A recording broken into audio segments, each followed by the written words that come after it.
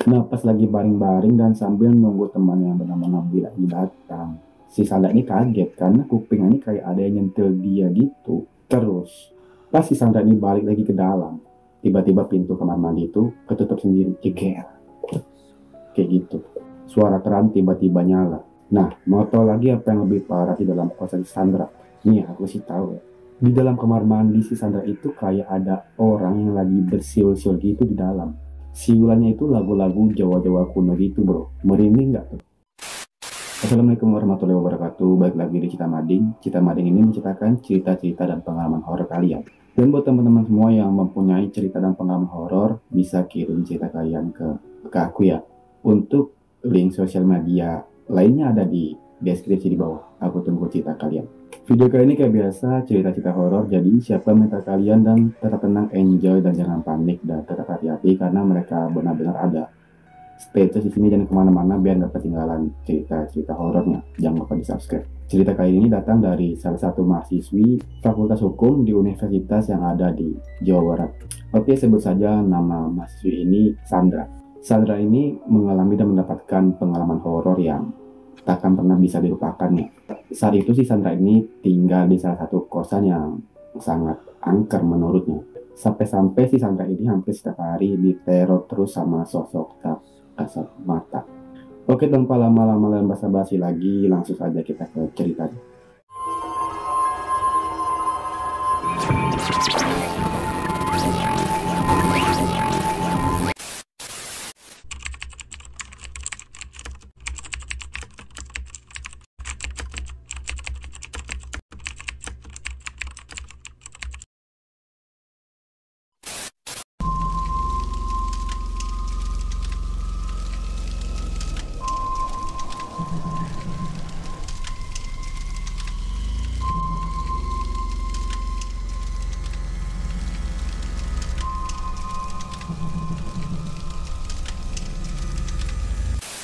Jadi mari kita mulai di tahun 2010. Sandra ini udah masuk semester 3 di kampusnya.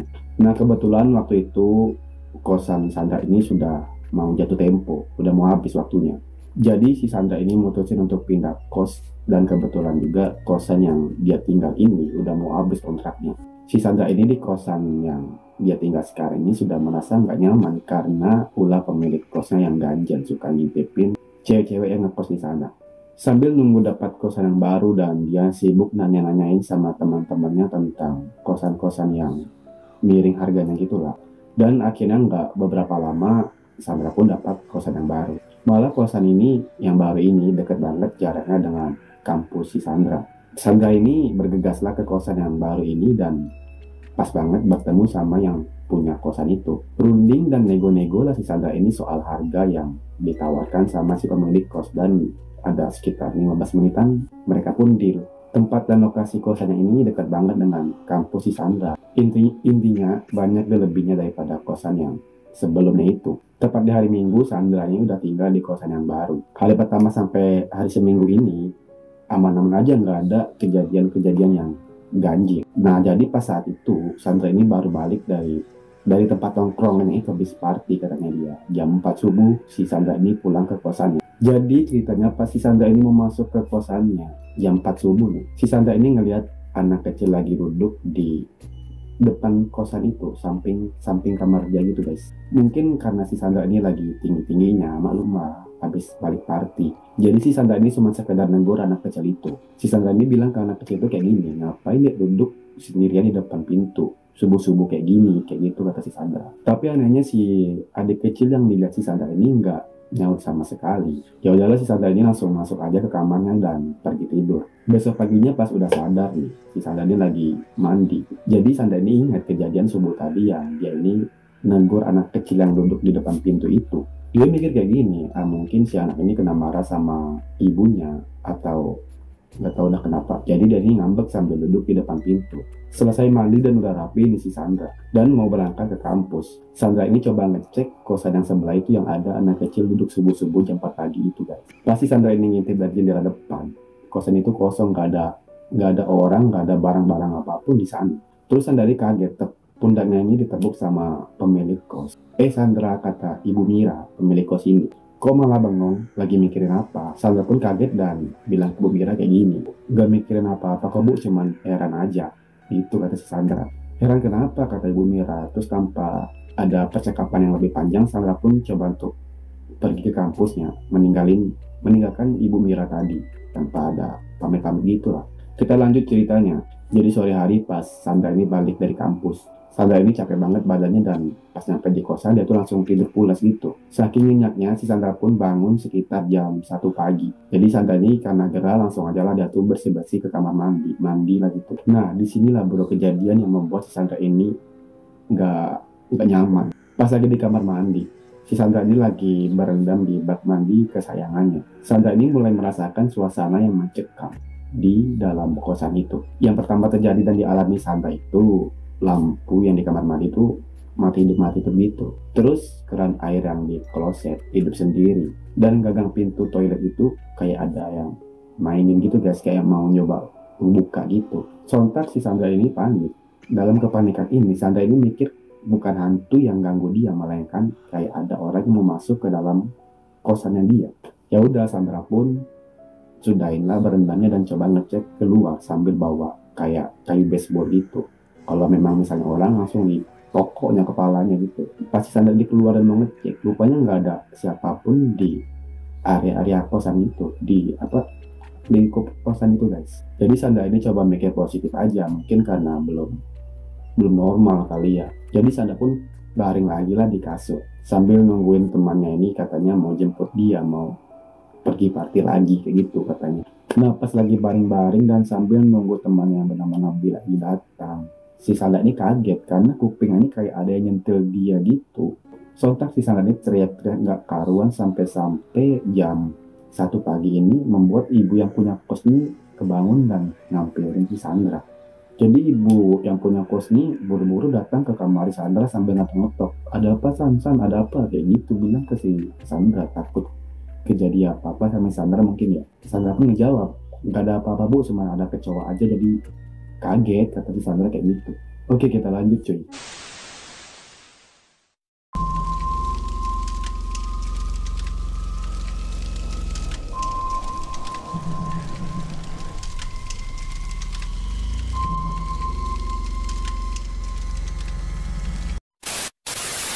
Oke, jadi suatu hari, 2 hari habis mereka party ini. Sandra habis pulang dari kampus. Waktu itu kampus ini lagi ada acara kayak reuni akbar gitu. Jadi Sandra ini pulangnya agak larut malam, tengah malam lah.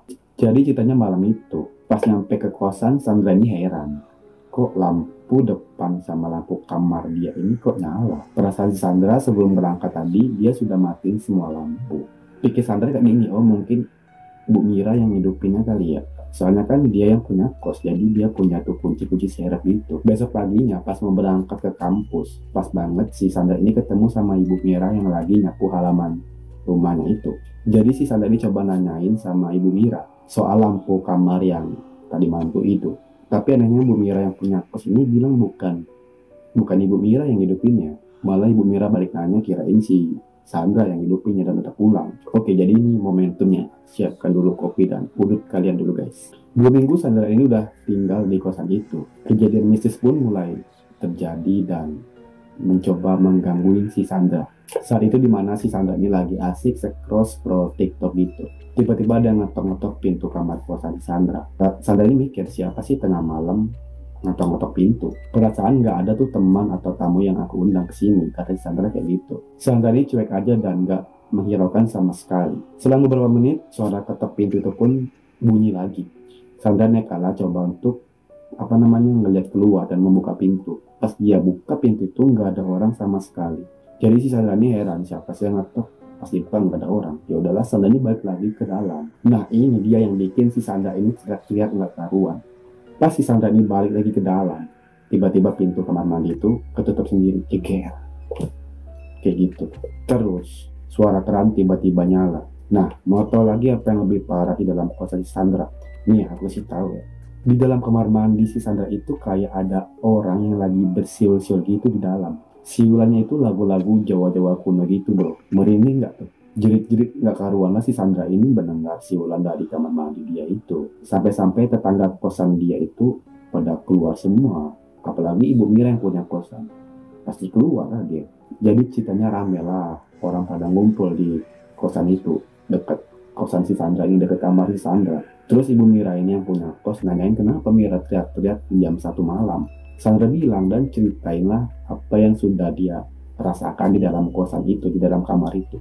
Sambil terbata-bata dia ini mau ceritain apa yang sudah dirasainnya. Belum dia menjelaskan, Ibu Mira yang punya kosan ini sudah tahu apa yang mau Sandra ini bilang. Jadi para penghuni-penghuni kamar kos itu pun disuruh masuk lagi lah sama Ibu Mira. Dan si Sandra disuruh masuk ke rumah Ibu Mira untuk menceritakan apa yang sudah dia dan apa yang sudah terjadi sama si Sandra ini. Rupanya usut punya usut, Ibu Mira yang punya kosan ini udah tahu kenapa si Mira suka teriak-teriak nggak karuan. Jadi Ibu Mira yang punya kosan ini ceritalah semuanya ke si Sandra ini. Ibu Mira pun cerita semuanya latar belakang kamar kos yang ditempatin si Sandra ini, guys. Kata ibu kos, sebelum Sandra ini tinggal di kamar ini, ada sepasang suami istri dan satu anak laki-lakinya. Kira-kira anak itu umur 6 tahunan lah. Dia dibunuh di kamar itu, kamar yang sekarang ditempatin sama si Sandra. Sebelumnya kata Ibu Mira, pemilik kos ini, telah terjadi cekcok yang sangat hebat di keluarga itu. Tapi anehnya ketiganya ini tewas di tempat tanpa tahu siapa pelakunya. Dan mungkin kata Ibu Mira ini yang punya kos ini, arwah keluarga inilah yang sering mengganggu Sandra selama ini.